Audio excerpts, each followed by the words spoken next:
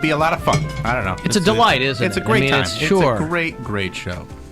Yeah. What winner do you want? What call? Let's take number 15. Number 15, good luck. You got tickets for Chris McQuantica. 216-578-1007 or 800-348-1007. Complying with FCC regulations that 4 hours of daily programming must completely blow. It's the Alan Cox Show on 100.7 WMMS.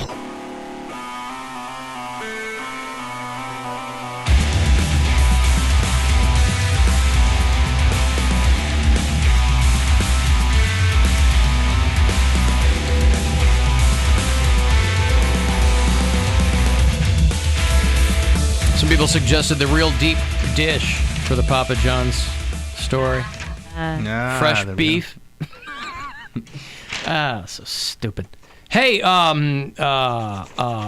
Terry the Goat out in Carlton, PA. She went 6-3 this week. Hey, she did all right. Nice little bounce back there. Yep. I always wait till Tuesday because if she picks the Monday night, I wait until Tuesday to get the results because if she picks the Monday night football game, I have to wait for that. And the Ravens did beat the Rams, so she got 6. She gave us 9 picks. She did pick the Dolphins over the Browns. Thankfully, she was incorrect about that. She also picked the Broncos over the Bills.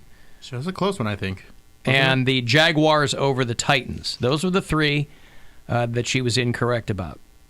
And so Al, who is our bureau chief out there in Carlton, PA, he did send me the Week 13 picks today, but I'll wait until next week to go through those since we're waiting for the next Monday Night Football. So, it's been a real ebb and flow. Boy, it's just been one crazy roller coaster all season long with Terry, the football-picking goat. As we go into Week 13, the end of another season almost upon us. But you can go over what the picks are, right? If you'd like me to, would you like me to go over the picks? Yeah, usually because then I want to hear the predictions. And then we can measure it against the actual results. Okay. That's the idea, right? That's the bit. It is, but yeah, I mean, I'll because I figured it's so far out from Sunday that... Yeah, but there's a bunch of games on Thursday too, because of Thanksgiving. Are there a lot? I thought there was like 1. There's like 3. Oh, okay. Yeah. All right. Well, then I'll give them to you. You're right. Mm-hmm. We got 12 picks for Week 13. This is the most picks we've ever had. Busy goat. This is one busy goat. That's a group of goats. It's called a busy. A busy of goats. That's right. Here, I'll play the little clip. Not a groat? A groat. Here we are back in Carlton, Pennsylvania, where Terry was very pleased with her efforts and her predicting the NFL games for Week 12. She's very excited, along with Ethan, to make her predictions for Week 13. Also arriving this week is Sparky, the Boar Buck, who's here to show his support of Terry while she makes her predictions this week. I wonder how you name your goats. Ethan, Terry, Sparky. Lewis. I don't know. They're funny, though. Ethan's a really funny name Ethan's for a goat. a great name for a goat. Ethan is the name I always wanted to name my son. If I ever had a son, it would be Ethan. Instead, get a goat. And yet you won't. And I won't. Yeah. So I guess the goat's the better... You know my feelings on the subject. What, naming children you don't have? No, that you will someday have a child. I'm not going to have a kid. I know you say that, but like I said, you know my feelings on the topic. You keep wrapping yourself in a naked Bill Squire blanket. And just get pregnant. You gonna talk bring about all the immaculate boys to the yard. conception right here. Right. He is very excited to watch Terry in action. At this time, the names of all 32 NFL teams will be placed into the prediction bucket.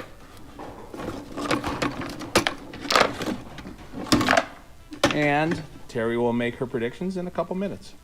There you go. So she chose 12 games for Week 13. So I'll go through them quickly here.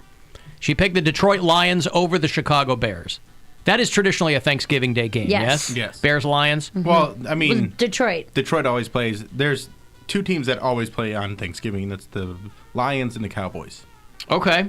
I just remember, it seems like... But because they're divisional rivals, they'll play each other. A lot of years, the Lions seem to play the Bears. Yeah. The Buffalo Bills over the Dallas Cowboys. The Falcons over the Saints. The Titans over the Colts. The 49ers over the Ravens. And San Francisco has lost a game, yes? Just one. Yeah. To the Seahawks, I believe. The Jets over the Bengals. It's a no-brainer. Sam Darnold going to go party again. Did you hear that story? Yeah, I heard that story. Sam Darnold's the quarterback for the Jets, and he's like 21 years old, and they're just having He was a great white hype. Yeah, they're having a lot of fun with him in the New York tabloids because he likes to drink. He's 21 with millions of dollars. Yes, what do you I know. think is So going to it's- happen? But it's fun because then people, it's not like It's like back Johnny in the day. Manziel. I mean- right? But he's actually playing better than Johnny He's Manziel. winning. And it's after a win. He was making out with the girl and getting trashed. Hell So they yeah. had to carry him out of there. Maybe yeah, I love it will too. move to New York. Yeah. Who knows? And it's the Jets. I mean, these guys, Joe Namath was like their patron saint there Of for a long course, time. that's- Back in the day, these guys were celebrated for this stuff. Now they're like, oh. No, I think it's great. I think it's awesome, but it Well, just shows Mark you. Sanchez had a reputation for doing this stuff too. So I know, but it it's just shows you how like corporate football has gotten. Oh, yeah. Perceptually, where they're like, this 21-year-old quarterback is getting laid and drinking. Like, oh, please. You guys used to love this in the 70s. Anyway, Eagles over the Dolphins. The Giants over the Packers. Raiders over the Chiefs. The Houston Texans over the Patriots. The Minnesota Vikings over the Seattle Seahawks. a lot of upsets this week, because these are some. I mean, they're going to be close lines, but the Texans and Vikings would definitely be upsets. Yeah. And finally, the Pittsburgh Steelers over the Cleveland Browns We're Terry, in. you little goat bitch. is what Terry the Goat has chosen for Week 13. They got the home field advantage. And some angry people. They got something over there. Football all the way, football all the way. Yeah, wouldn't you say? Football all the way, football all the way, football all the way. Yeah, wouldn't you say? Football all the way. Yeah, I mean, Joe Namath was a celebrated poon hound back in the day, so I'm not sure why Can we that. listen to Joe Namath talking to? I think was it Aaron Andrews? No, it was- was. who was wasn't it? Hannah Storm, right? He was No. like, "I want to kiss you." Yeah. Oh, I remember that. For one of these Hall of Fame. I want to kiss you on the mouth. He's so drunk. All right, video play after ad. Let me get past this ad. Why don't we have ad blockers in here? Put one on your team, on your screen. I can't manipulate anything in this thing. It's always got to be like a Corporate ad blocker. yeah. It's got to be something like that. Joe Namath talking to whom? This was him talking to, I don't know. Hours. I believe everything that anyone else has watched Chad play impresses me. The same thing impresses them. What does it mean to you now when the team is struggling? I want to kiss you. I couldn't care less about the team struggling. It was awful. We had been gone since 3 or 4 in the afternoon, and I did the wrong thing. I want to kiss you. Thanks, Joe. I'll take Yeah! that as a huge Susie compliment. something. Joe Namath, part of the all-time big- 4-decade team. There you go. Struggling. I don't care about the team struggling. Struggling. Struggling. If you go to YouTube comments, the struggling Oh, really? is all over the. Susie Colbert is who he was talking to from ESPN there. And I don't think did she go back to HR and complain about Joe Namath? Probably not. Yeah, she may have. She's a goddamn sideline reporter, and you're going to have drunk Hall of Famers out there. Struggling. Except I don't think Namath is he in the Hall of Fame? I feel I like there are a think lot he is. of big names that didn't get into the Hall of Fame because they're like technically ineligible. No, he's in. Is he? He's Namath? gotta be, yeah. Okay. There's a handful of people that you think would be in Canton, but they're not because like they played like the crossover with the NFL. I don't know. Something or they didn't It's play the in- Pro Football Hall of Fame. It's not the NFL Hall of Fame. So there's a lot of people that didn't get in there, but I think. No, I understand that. But I'm saying like there were guys that I'm not explaining it properly, but I feel like there's a handful of big names that aren't in there on a technicality. Yeah, he got in there in 1985. Oh, he did. Okay. Like Tim Couch. 1985. By the way, forget about Sam Darnold getting laid there in New York. Give it up for Vita Vea for the Tampa Bay Buccaneers, who set an NFL record by being the heaviest player ever to score a touchdown. No, Now, did you see this guy? No. What's his name? Vita Vea, Vita-Vea. Now, he was on the line, and they just got it to him. He was in the right place, right time. This guy didn't have to run. No, he just kind of fell.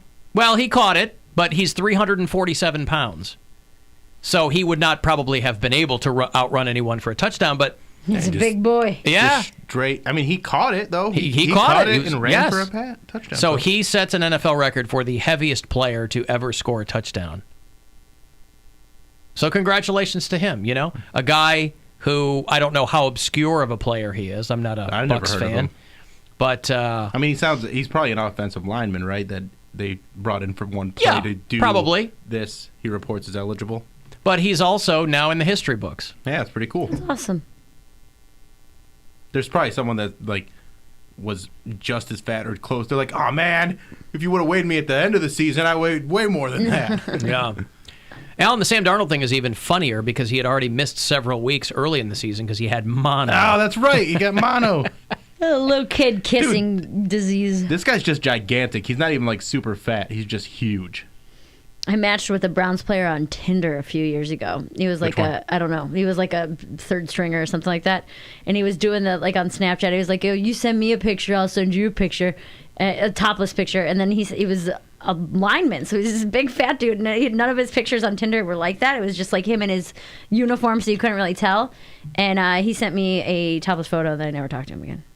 I didn't realize how big some of those guys are. Oh yeah, big fat guys. He was like 6'6", like a tall dude, but it was uncomfortable to look at. There's a guy in South Carolina, he's 31, his name's Aaron Smith. You might have seen this. He created a dating app called Singularity. Did you read about this? No. Where he is the only guy that you can choose from. Women can get on there. Hilarious. He's the only man that's on there. So you swipe, and it's just different pictures of him. That's funny. Hi, I'm Aaron Smith, co-founder and CEO of Singularity, a new dating app for women. Singularity saves you countless hours of swiping by just matching you with me. Swipe right on a profile to like it or hit the green button. Swipe left on a profile or hit the red button to skip it. And hit the black hole button to emit a blood-curdling scream when you realize what life has become. Go find the Aaron Smith of your dreams. Visit SingularityDating.com from your mobile phone. There you go. Is he cute? That's a guy. Yeah, he's not bad looking. He's clearly smart. I mean, that's a dude in Greensboro. We have a lot of bureau chiefs down there. He said, if life gives you lemons, you should first make lemonade. But he's still single. Then make sure no other companies can produce or distribute their own soft drinks, so the only game in town is lemonade. Singularity. Well, yeah, I'm sure that he has had free time to do this because the traditional dating apps, he probably hasn't had much success. Wow, isn't there an elite Tinder where they have to Raya. Yeah. Yeah, but if you're rich and famous, right? Ben Affleck is on that. Yeah, you have to be... Did you say Affleck? He did. Affleck. Affleck. You have to be recommended by 3 other users in order to get on the app. But this is a guy, this is a 30-year-old dude in Greensboro, North Carolina. He's not rich and famous. No, I'm answering his question. Yeah, but he brought up the elite rich and Tinder. famous dating app. Okay, well, I was just saying. It doesn't apply to this guy at all. I didn't know. I thought he was like some CEO. Sometimes people found, they make apps, and it's just like a side business. Maybe he was a rich CEO from another company. My friend... I don't think he's rich. I mean, you can make an app. Yeah, you can just make an app. My friend was on that Raya app, and she went out with the dude who's the heir to the Grey Goose money. How does she get on? Frenchman. She's famous? She's a writer, so she has famous friends who vouched for her to get on the app. Step up my game. And yeah, she went out. She said it was the most boring dude ever, but he was literally a billionaire, and he had this crazy expensive penthouse that overlooked Central Park in New York City. And I was like, God. she's like, the sex was awful. He was so boring to talk to. You don't have to have a personality when you're that rich. That's still worth a second date. They went out 3 times, and she was like, everything in me wants to marry this guy just because she's like, I just want to live my life so easy. She's like, but I cannot stand talking to him. Oh my God, that would be a real dilemma. He's a French dude? No, because she said on their first date, she was like, oh, what do you do? He's like, oh, my family owns a liquor company or something like that. And she's like, which one? And he pointed to the top shelf of the bar, and he was like, all of that. And it was like everything that Grey Goose owns. Yeah. You would have a real dilemma. Mm-mm. Yeah, she texted me about it. I was like, how bad is the sex? Do you want to sell your soul for $1 billion and then get divorced? Exactly. Do I know this friend? No. Okay. Oh, Grey Goose sold to Bacardi some years ago. Yeah. Okay, because it was a French company, but Bacardi 151? Oh, no, I'm marrying him. No. I'll sell my soul. Poundcake, come with me and I will. Is there like a Raya app for Cleveland? I think there's They're all people. over. Well, I mean, like baseball players and stuff are on Oh, it, yeah. but there's just probably not as many. I don't know. I wanted to download it's it, but I called don't know Raya anybody. Hoga. You got the big three. Hoga. And still sometimes players like to go down and just like make fake profiles and see what's out there Right. on the actual profiles. I bet Clev would recommend me. You need 3 though. I know, but I got other famous friends. There you go. I like Jeff Dye's on there. I know that. Yeah, there you go. I could probably get on there if I wanted to. Trevor Noah's on there. There's a lot of people on there. Tinder is king with 18 to 45-year-olds. If you're 25 to 34, you want to be on Plenty of Fish. And 45 to 65, you want to be on Match.com. is Plenty what of they say. Fish, huh? Yeah. I always thought that was. Statistically, that's what they say you should focus on. I thought that was one of the lower end, like not so great apps. Well, maybe I've never you been have- on those. Maybe now that you're 30, you need to change your perspective on I it. have not been on the app since the summer, so thank you. I deleted them in like July. And Should also, we both try and get on Raya, though? Yeah. but I don't think that you guys have famous friends unless you have those famous people in your phone. So I thought Raya was Yeah, a they have their combination of you. numbers. I thought Raya was a combination of you had to be a certain level of celebrity and have a certain income. It might be. Yeah. I mean, my friend got on there when she was writing for like a really high end show. She was making really good money living in New York. And living in New York, that's like rich for us. But Yeah. all I'm saying is, if you say you were to get on this app, Did they need proof of income? They Yes, they might. bet you. I'm I've sure they never probably gotten that bet you. far into it, but they might. They might need you to be It's of a a certain matchmaking status. service. but don't A you go certain- on there looking for other rich single Yep. people, Yeah. and then somebody swipes and there's you and Bill, and they're like, "The hell is this?" Get out of here. It's a status thing for sure. Yeah, where I'm like, I got $33 in my bank account. You like Taco Tuesday? For $2. But I'm on Raya. They're Right. like, "What the hell? What is that?" Right. All right, well, listen, Mazel Tov. Get on Well, there. if, See what happens. See if it works out for you. maybe my income will be high enough if everybody buys tickets to Bill Squire's Christmas Kwanzaa. You got the Pit House underway, so that's fine. Hey, I'm only getting a guarantee on that show, so you coming to... No, I'm just kidding. You should all definitely come. You'd be getting Grey Goosed by midnight. If it does, I'm going to take care of it. Give me an extra $20. We'll see. We'll see how many posters you sell. One. Crushing it. All right, I'll have those Magic of Lights passes for you. Want to pop the family in the car and take them through the big installation out there at the Cuyahoga County Fairgrounds. It's fun every year. Get you those shortly. 35192 if you want to text, or AlanCoxShow.com. The Alan Cox Show on 100.7